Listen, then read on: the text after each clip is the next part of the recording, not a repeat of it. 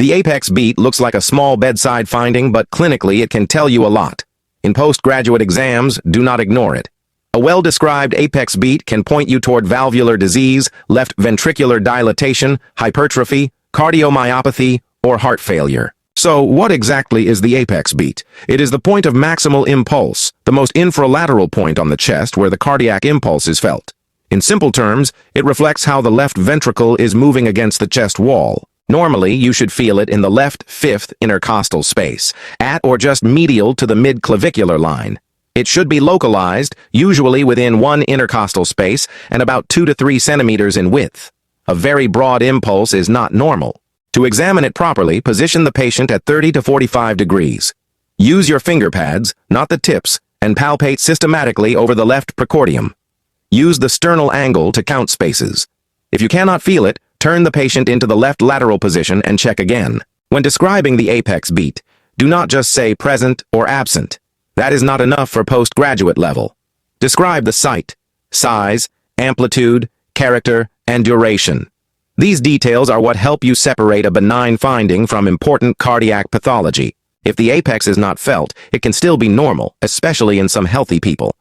But think clinically. Obesity, chronic obstructive pulmonary disease with hyperinflation, pericardial effusion, left pleural effusion, and dextrocardia can all make it difficult to feel.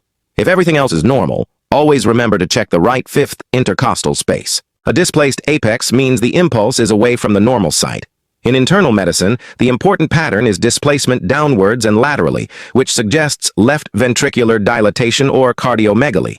But do not forget extracardiac causes like pleural effusion, pneumothorax, lung collapse, chest wall deformity, pregnancy, or dextrocardia. A tapping apex beat is a classic sign of mitral stenosis.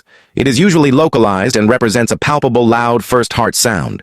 But here is the key exam point. Never diagnose mitral stenosis from the apex alone. Listen for a loud first heart sound, opening snap, and mid-diastolic murmur. A thrusting or hyperdynamic apex is forceful, brisk, and not sustained. This usually suggests volume overload or a high output state. So think of aortic regurgitation, mitral regurgitation, anemia, thyrotoxicosis, sepsis, or bradycardia. A wide pulse pressure makes aortic regurgitation more likely.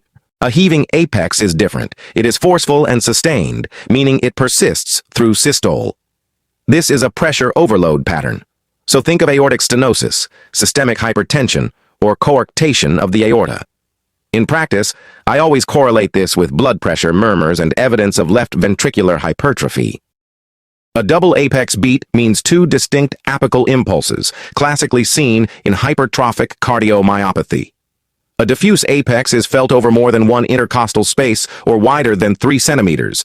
That usually suggests left ventricular dilatation, severe systolic dysfunction, or sometimes a left ventricular aneurysm. Finally, remember that the apex beat is a clinical clue, not the final diagnosis. If it is abnormal, confirm it with an electrocardiogram, chest radiograph, and especially transthoracic echocardiography.